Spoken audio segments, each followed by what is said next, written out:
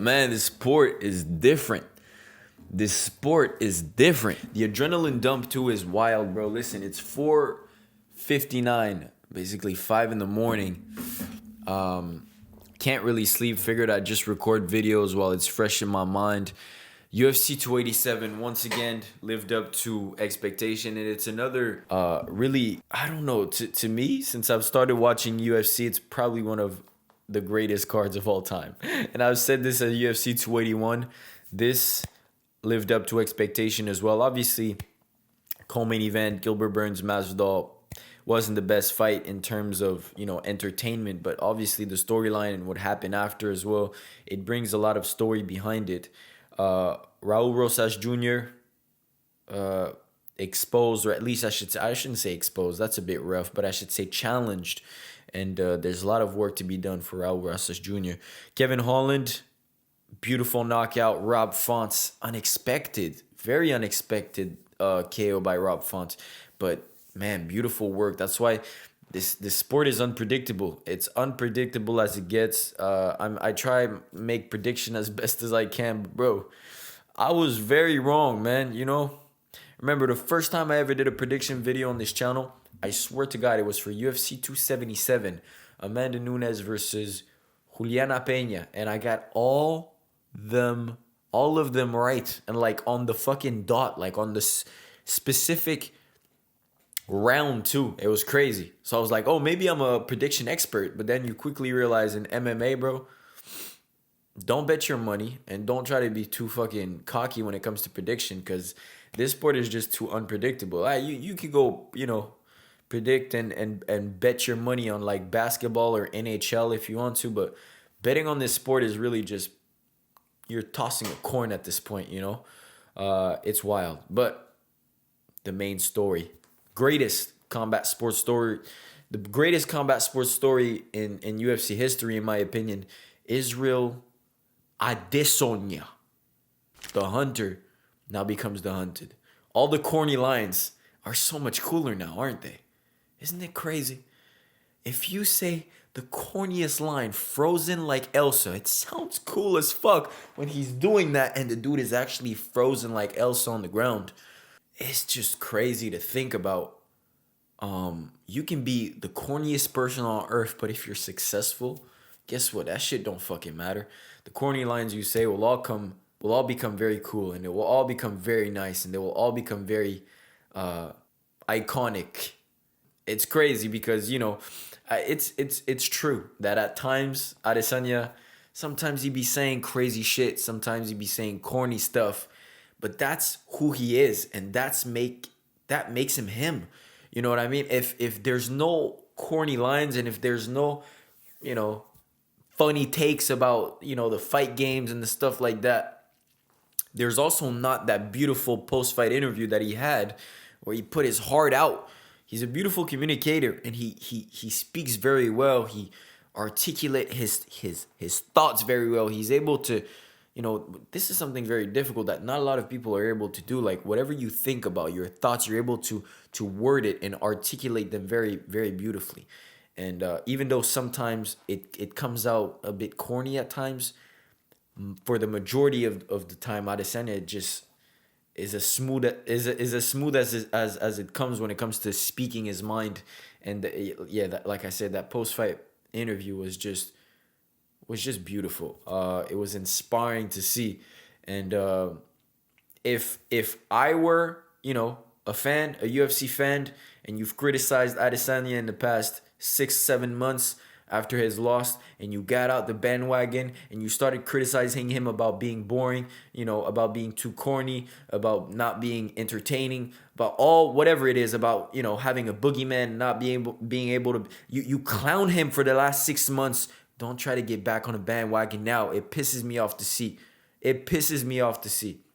Because look, I don't want to make this story about anything else but Israel Adesanya.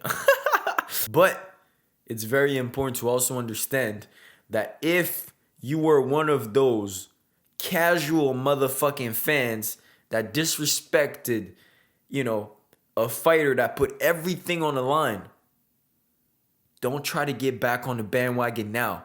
Now that DJ Academics out of everybody posts some fucking things about DJ Academics is a fucking Instagram page that posts about 6ix9ine and rappers, and now he's posting about Adesanya, right? Once DJ Academics and Sports Center and ESPN MMA and all these platforms now glorify Israel Adesanya, don't try to get back on the bandwagon after all the shit you said. Come on, man. Stick to your energy. Keep the same energy. Stick to your words, man. Stay 10 toes because you'll look like a dummy. All right. And I said this before at UFC 281. Watching these guys walk out to the octagon is something absolutely incredible. But even crazier is to face your darkest demons. When I talk about this is very important because I bring this up at the end of UFC 281 post-fight talk. And I say how difficult it is to face your darkest demons. It's like a horror movie. What Israel Adesanya has gone through in the past year and a half since obviously the whole Alex Pereira rivalry came back into his life, and basically it was a horror, haunting story. And instead of running away and shying away from what 99.9% of what humans would do, including me, stories like this are incredible, right? But instead of running away and shying away from the situation, he accepts it. He holds his fucking arms and be like, yo, come at me. If I'm going to get butchered, I'm going to get butchered. If I'm going to get KO'd, I'm going to get KO'd. But at least let me just give it my all. Let me just try. Let me not run away. And at the end of the day, the story is whether you lose or you win, you would have tried. You would have given your best. And this is why you have to respect a fighter like Adesanya. Not only he could have made so many excuses. You don't understand. Like, you take that back 6 or 7 months ago. But when Pereira beat Strickland, like, Adesanya could have gone on the mic, I swear to God, and we would actually kind of taking him seriously. He was like, this dude just got into the organization. He beat 3 dudes, 1 ranked fighter. Like, what are we doing here? There's Robert Whittaker, there's Marvin Vettori, there's fucking all these dudes in the top of the middleweight division that he hasn't faced. Now he wants to face me, but he didn't. He was like, we know who's next. Poa time, right? He accepted the challenge head on because he knew it was the biggest challenge in front of him, and there was no running away. There's just no running away from these challenges. So when, I always can relate to these moments into, you can put that into your own personal life and use that as motivation. Like, the best thing you can do when challenges and hard times approach you is try your best to just deal with it. Just deal with the situation. And even if you don't come out on top, if that situation flops and fails, at least you would have given it a try. So I've said this before after UFC 281, how much respect we have to put on the champion. But for the past 7 months, it was a lack of respect, if we're being real, towards Israel Adesanya. And this is the most beautiful sport on earth. Revenge is sweet.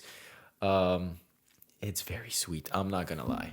And listen, I picked Pereira to win by first round KO. I thought he had his number.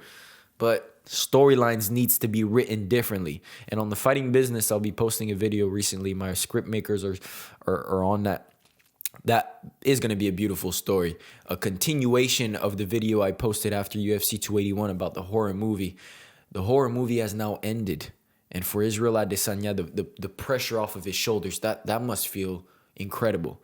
And I do hope that I am able to feel this level of happiness one day in my life. And I hope it for you guys as well, because it's really something that needs to be lived. And the only way to do it is by taking risk, is by taking chances. And it's the exact thing that Adesanya said, by going after something. It's just beautiful. It really is beautiful. I hope every one of you behind the screens or in this arena can feel this level of happiness just one time in your life. The craziest part about all of this is Pereira was actually winning this fight. This rivalry over the course of the last 3-4 fights now, 4 fights, seem to be like the guy who's winning will eventually lose. Because Pereira was winning this fight. He was, he won the first round. He was lecking the shit out of Adesanya. And he was starting to take over, backing him up against the fence, landing some big shots, and that ending sequence looked to be dangerous. It looked like Adesanya was the one getting folded. But yeah, it wasn't to be, I should say. It's just mind-blowing, you know? And I'm so glad. I was supposed to post a in-depth rivalry video on the Israel Adesanya and Alex Pereira rivalry before this trilogy, before this, I should say. Yeah, it's not really a trilogy, but before this fight. And I was like, nah, let's postpone this. Let's wait until we actually end up seeing the result of this fight, see if they're going to make another fight, because we don't know, right? Because I think, like I said, this rivalry might not be over. And if it's not over, or if it is over, at least when I'm going to do the in-depth rivalry, I'll have the whole scope, the whole story, the whole fights, the whole back of it, so that the video can be completely complete in its entirety.